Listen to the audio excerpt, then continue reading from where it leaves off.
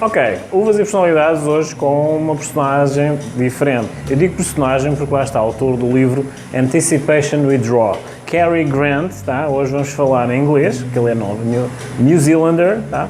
Mas a edição vai se responsabilizar por pôr as legendas e vamos tentar fazer em inglês. Kerry Grant, welcome to my program, Grapes and Personalities, okay?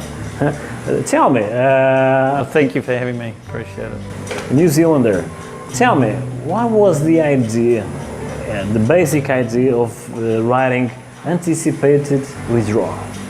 Well, it goes right back to my early days as a young boy. As far back as I can remember, I've had an interest in World War II aviation history. Any books that were written, first-hand accounts by the people who fought as biographies, their perspectives of what they went through in the battles, I consumed and read. Pretty much anybody who's anybody in those conflicts, I've read their biographies about. So that's gone through my adulthood. It's not just something I did as a child, it's just an interest I've had throughout. Somewhere in the process, it transpired from an interest to an idea of writing a novel that incorporated these people's accounts into fictitious people's lives, but very much from the perspective of what I've learned and heard from these first-hand accounts. Because one thing about the histories of war, if you pick up a history book that's just the facts, the hard cold facts about, it doesn't have much of the personality of the people, the emotions, some of the behind the scene things that happened that they've recorded that you don't see in the histories are there in the biographies, and that's very much the perspective of this book, of this series of novels, is to show the personal aspects of war and what happened in those different environments through the course of the history. So it's very much about the history of the war, keep to the authenticity of the history, but where the people, personalities and struggles, their dramas, their achievements, their backwards and forwarding are shown in a human way, emulating what actually happened in these different accounts I've read. So did you try to humanize the story of the book? Yes, humanise.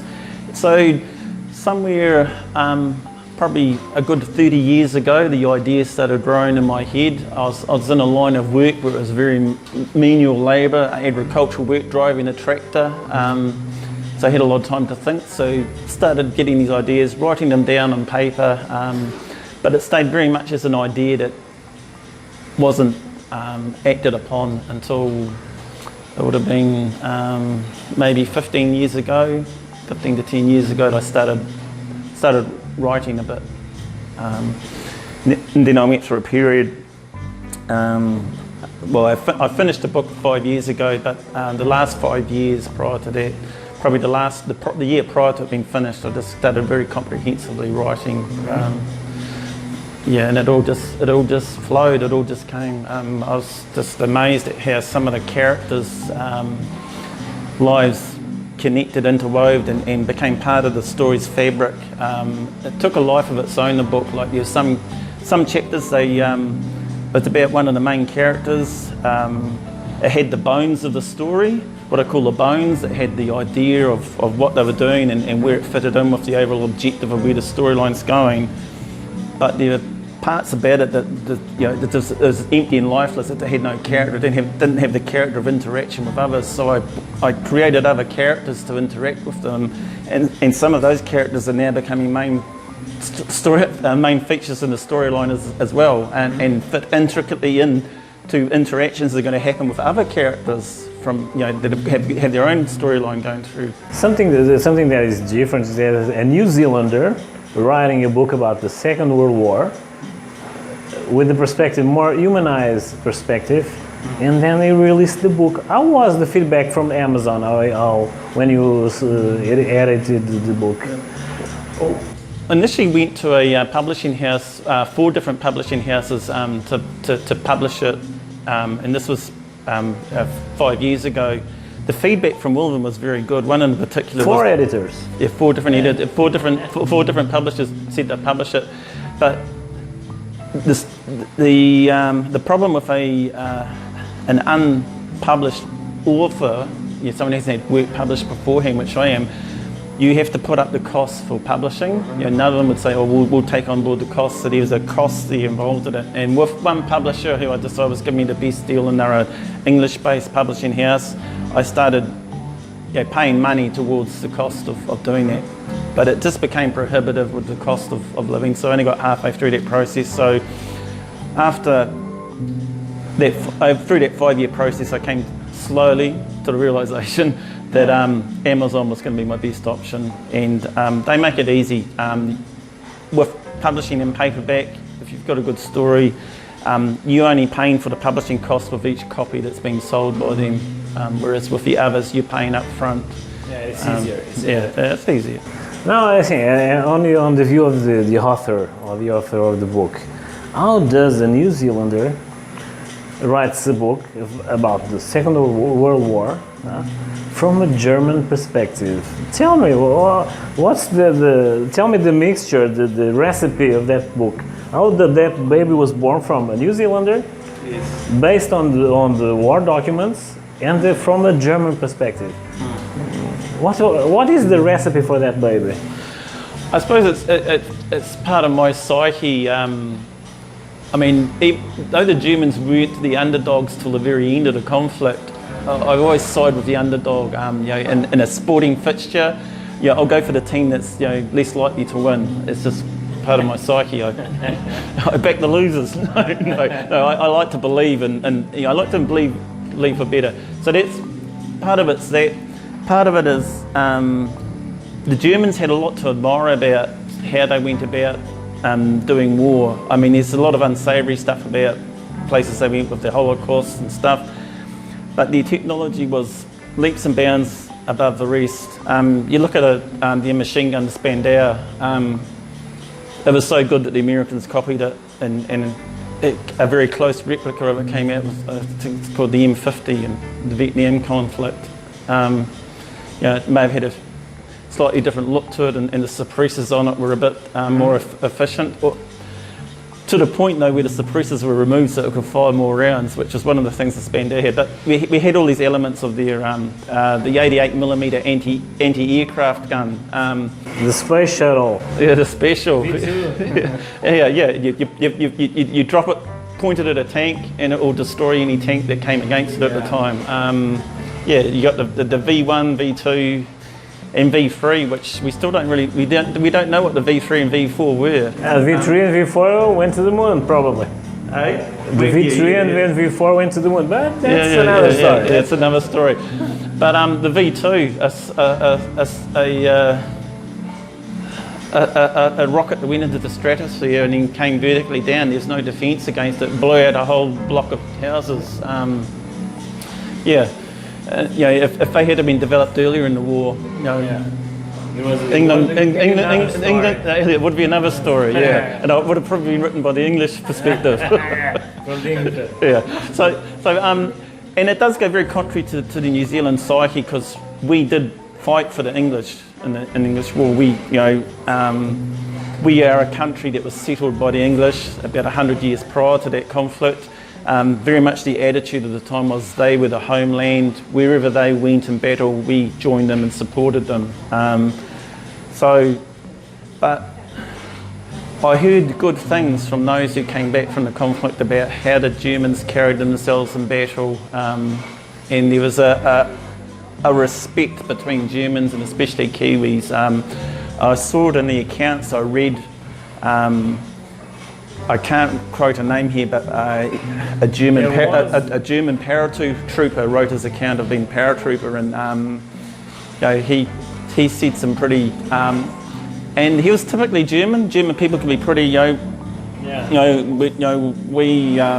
know what we're about, and we don't give concessions where it's not due to other people. But he gave concessions for the Kiwis.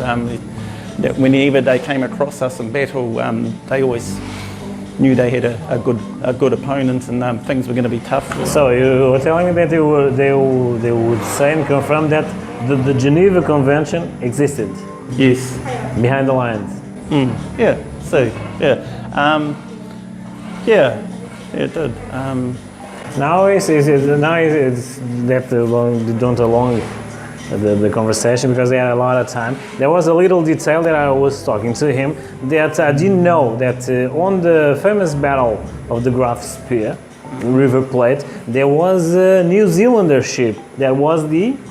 It was the Ajax, the light cruiser Ajax. It was on lease from England, so it was an English ship which New Zealand paid money to crew, but all the crew on it were New Zealanders. Yes. And what transpired in the battle was the admiral on board the Graf Spey, which I can't. Yeah, I'm not sure about it. I'm not sure. It might have been Spear, but I'm not sure. I might get my name. But he assumed that because these British ships came chasing towards him, and he knew they weren't battleships because they were smaller in size than a battleship, he assumed they were destroyers trying to come closer to release their torpedoes, which is how destroyers acted. So he let them get closer. But the reason these light cruisers were charging in close was so they could come in range with their guns, which had a shorter range to this battleship. So he got quite a bit of he took quite a bit of damage upon his ship in this battle, but the Achilles, which was the other ship, which was an Australian crewed ship, had very severe damage done to it. It caught fire and they nearly lost it. They lost a lot of crew, whereas the British ship came off a lot lighter from the account. So yeah, we have a history there. Unfortunately, the Germans were fooled by the British radio communications at the time. They thought there was a lot of ships when after they'd gone back into port, a neutral port, to take repairs. The admiral decided when they came out of port to scuttle his ship. He didn't want to be responsible for the senseless death of his crew, so he made that decision. But it turned out he had been beguiled by the British Secret Service people with their false radio communications to phantom ships that didn't exist out there. So yeah. Also, that became an history. Yeah, it became a rather strategic material for the contemporary battle, right? Also, they have the same similar tactics to fool the enemy. Yeah, very much so. So I don't know if it was the origins of it. I don't know of any other accounts prior to it in my knowledge of military history. Maybe some of it may have happened in World War I with battles back then. I don't know how effective the radio communications were back then. Radio communication. Korea and Japan did use it with the Sioux Indians, right? With the Sioux Indians, the Americans took advantage.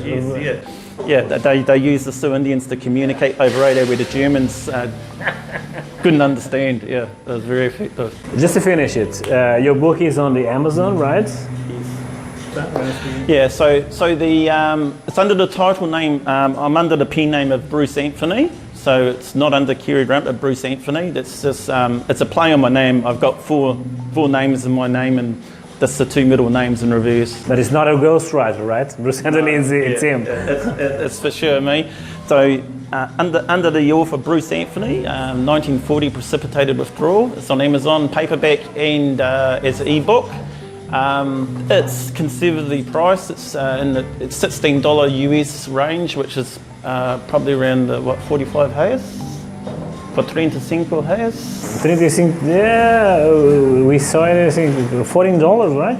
Yeah, 16. $16, mas 70 reais, para isso é 70 reais. Não? Não chega? Não, mas depois vocês fazem o cálculo, tá? Yeah. So, anyway, it's available to the Brazilian market. Currently, I've begun translating it to Portuguese, which is quite a protracted process because there's a lot of dialogue in there, and it needs to be getting the right meaning in the transcription, which can be easier said than done. So, hopefully, within the next 6 months, it will come out in Portuguese. E foi Kerry Grant. Just one last question. A New Zealander in Brazil, married to the Brazil woman. The first happily. Yeah, happily. Tell me something. The common, the simpler person, a simple person that knows Bruce Anthony for the first time for an autograph. Yes. What would they see in your eyes? What would they see in my eyes? Appreciation for the Brazilian people. I appreciate how you wear your emotion on your sleeve. You are not afraid to be who you are and how you present yourself to other people. I love that about the Brazilian people. So be yourself, say you like the book, you like the book, you don't like the book, you don't like the book, that's good. We can have a conversation. One thing I love about the Brazilian people is we can have a conversation where we disagree on some matters and be very vocal, very adamant about that. But once we've said our piece, we're the best of friends afterwards. New Zealand, English way of doing things, no? You go there in a conversation with someone, that's the end of your friendship. So, like which is wrong. Argentina. It's wrong. It's right. Yeah. E foi Kerry Grant. Kerry, obrigado por teres vindo a Uvas e Personalidades, tá? Vejam os contactos dele, a referência também na Amazon do livro dele, tá? E vamos fazer um pequeno intervalo e voltamos, já já.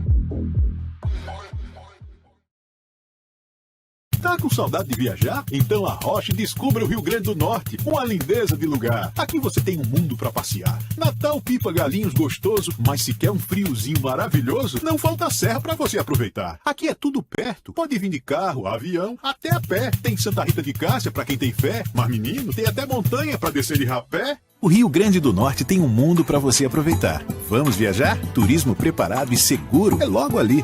Visite riograndedonorte.com.br.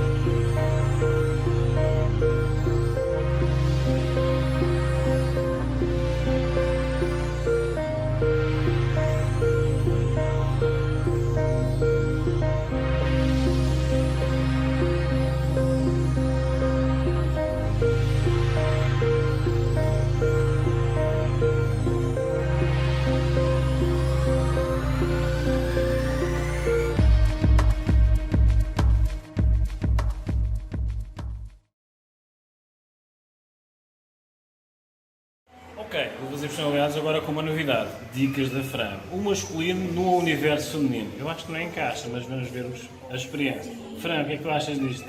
Eu acho que super combina e a prova diz que em breve vocês vão ver uma mudança radical no meu amigo João. Ele vai aparecer lindo e loiro, João. Coisa linda. Brad Pitt em Guaratuba. Vamos lá ver o que é que vai sair daqui. Dicas da Fran agora, já brevemente, Uvas e Personalidades. Vamos ver isso? Olha a transformação.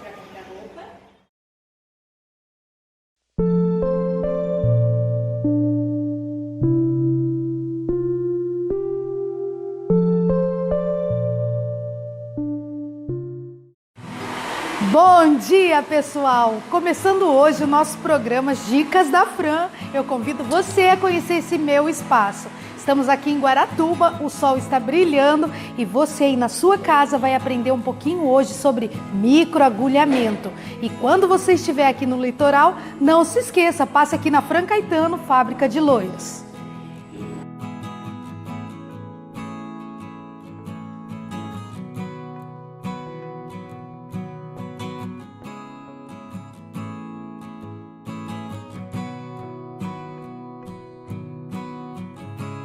Olá, eu sou Nália Cruz e vou estar explicando um pouquinho mais sobre o procedimento de microagulhamento aqui no Fran Caetano. Venha acompanhar o nosso procedimento.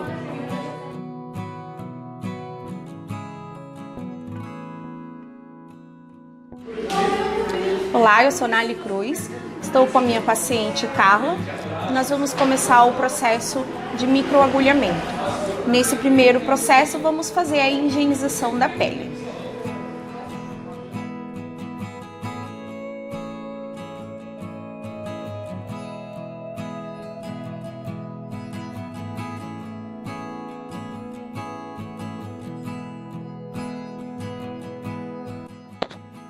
Agora nós vamos iniciar o processo de microagulhamento na pele da Carla.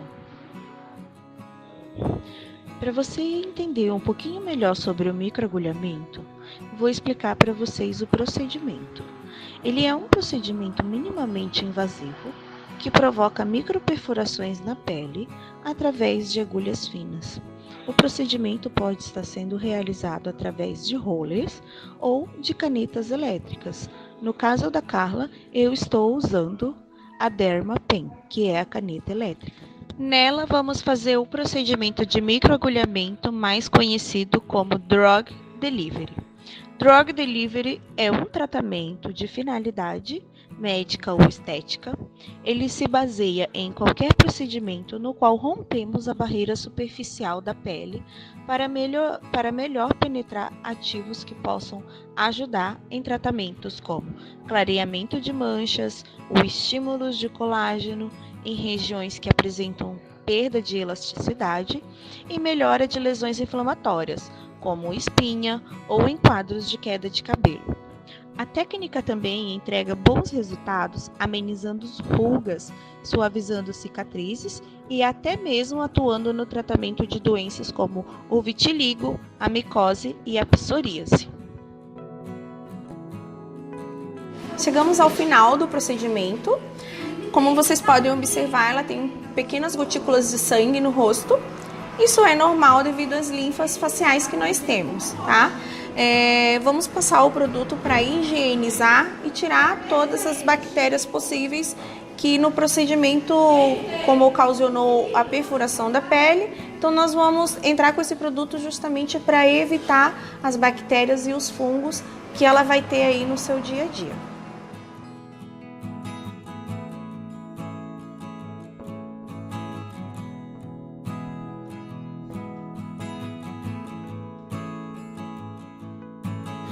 Agora nós vamos finalizar o procedimento com um produto chamado Skin Correction. Ele é da SkinCeuticals, eu gosto bastante de usar ele no meu procedimento, porque ele é específico para uma pele sensível e sensibilizada. Então, como essa pele está bastante sensibilizada, nós vamos entrar com esse produto para acalmar essa pele e com os ativos cicatrizantes.